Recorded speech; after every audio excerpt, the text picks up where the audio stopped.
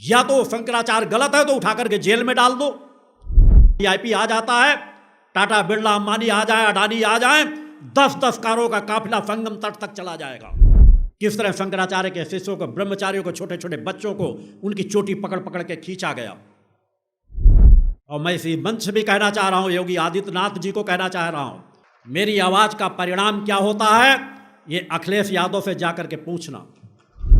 लखनऊ फ्यूर में की गई मेरी भविष्यवाणी का परिणाम है जो आज अखिलेश यादव उत्तर प्रदेश की सत्ता से बाहर है। किसी भी सत्ता को इतना भी अहंकारी नहीं बन जाना चाहिए कि प्रयागराज जैसे पवित्र स्थल पर अगर एक शंकराचार्य स्नान करने जाना चाहते हैं तो उन्हें रोका जाए। मैं इस विचारधारा का विरोधी हूं। उन्हें स्नान करने जाने देना चाहिए। जिस स्थान पे जाना चाहते थे उस स्थान पे जाने देने की व्यवस्था करनी चाहिए थी। या तो इन पदों को कह दो कि ये पद बेकार हैं।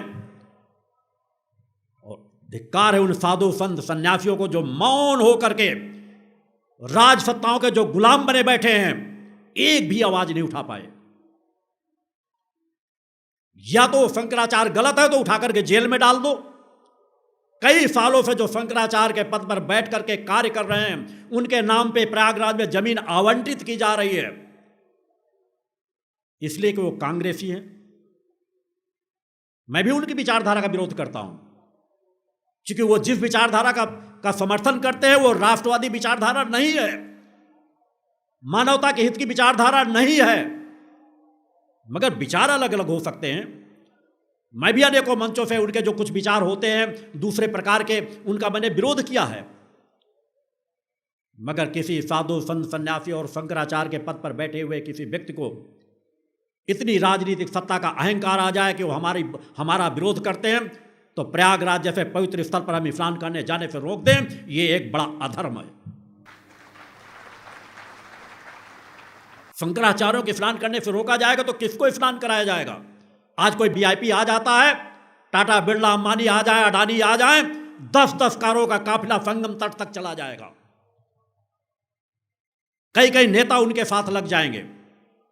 मैंने वो दृश्य देखे हैं किस तरह शंकराचार्य के शिष्यों को, ब्रह्मचारियों को, छोटे छोटे बच्चों को उनकी चोटी पकड़ पकड़ के खींचा गया। क्या बीतेगा उनके बच्चों के मन में? क्या सोच रहे होंगे वे?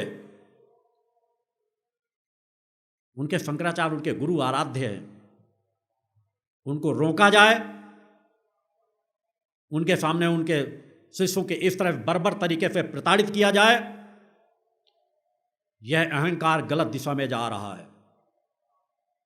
और मैं इसी मंच से भी कहना चाह रहा हूं, योगी आदित्यनाथ जी को कहना चाह रहा हूं, आपने बहुत अच्छे कार्य किए, माफियाओं को उनको सबक सिखाया है, मगर इतना भी अहंकार ना आ जाए कि किसी दिन मुझे आवाज उठानी पड़े। मेरी आवाज का परिणाम क्या होता है ये अखिलेश यादव से जाकर के पूछना। लखनऊ फ्यूर में की गई मेरी भविष्यवाणी का परिणाम है जो आज अखिलेश यादव उत्तर प्रदेश की सत्ता से बाहर है। बोलो गुरुदेव भगवान की जय। कुछ कारणों से मैंने वहां पर उन्हें श्रापित किया था।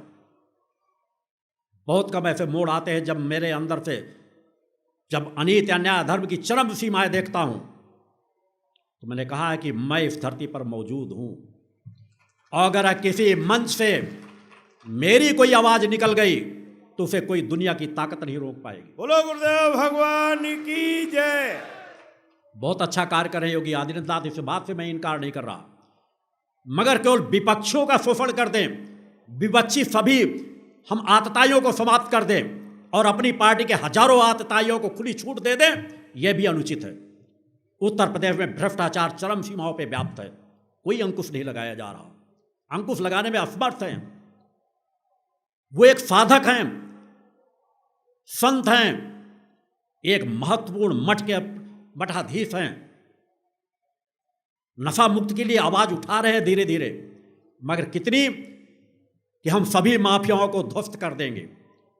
कोई नशे की खेपें नहीं होंगी, नशे की जितनी खेपें उनके नशे के व्यवसाय करने वालों के घर गिरा देंगे। योगी आदित्यनाथ जी शांत चित्त होकर अपने मठ में बैठ करके देखना, विचार करना कि सबसे बड़ी शराब माफिया आपकी स्वयं की सरकार है, आपके अन्य प्रदेशों की सरकार है।